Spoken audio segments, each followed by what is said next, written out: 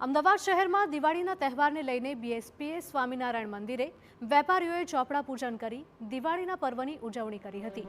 વિશેષ પૂજા અને મંત્રોચ્ચાર સાથે ચોપડા પૂજન કરવામાં આવ્યું, જેમાં શહેરના અનેક વેપારીઓ જોડાયા હતા।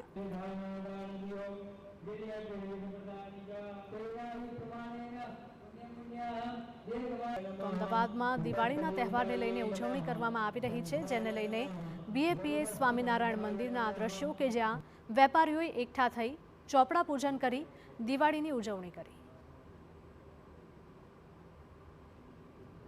દિવાળીને દિવસે લોકો વેપારીઓ ખાસ ચોપડા પૂજન કરતા હોય છે અને આજે શાહીબાગ ખાતે આવેલા સ્વામિનારાયણ મંદિર ખાતે પણ ચોપડા પૂજન છે તેનો કાર્યક્રમ રાખવામાં આવ્યો છે। આપ દ્રશ્યોમાં જોઈ શકો છો, ખૂબ મોટી સંખ્યામાં જે વેપારીઓ છે તે સામેલ થયા છે અને વિશેષ પૂજા અર્ચના કરી અને ચોપડા પૂજન કરવામાં આવતું હોય છે, કેમ કે આ ચોપડા પૂજનનું અનેરું મહત્વ હોય છે। આવનારું જે નવું વર્ષ શરૂ થાય છે ત્યારે તેમાં જે ચોપડા ઉપયોગમાં લેવામાં આવતા હોય છે તેમનું પૂજન થાય છે। ખાસ કરી શું આયોજન છે, શું કાર્યક્રમ છે, આપણી સાથે વાત કરશે ડૉક્ટર સાહેબ। શું ખાસ કાર્યક્રમ છે ચોપડા પૂજનનો?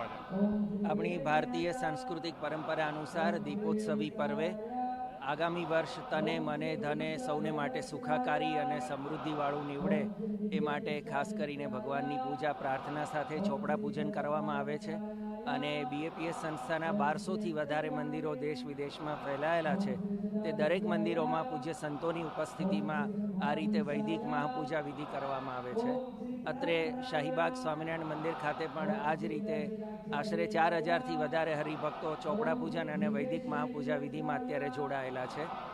એક દિવસ પછી એટલે કે તારીખ 22મીના બુધવારના દિવસે નૂતન વર્ષનો પ્રારંભ થશે।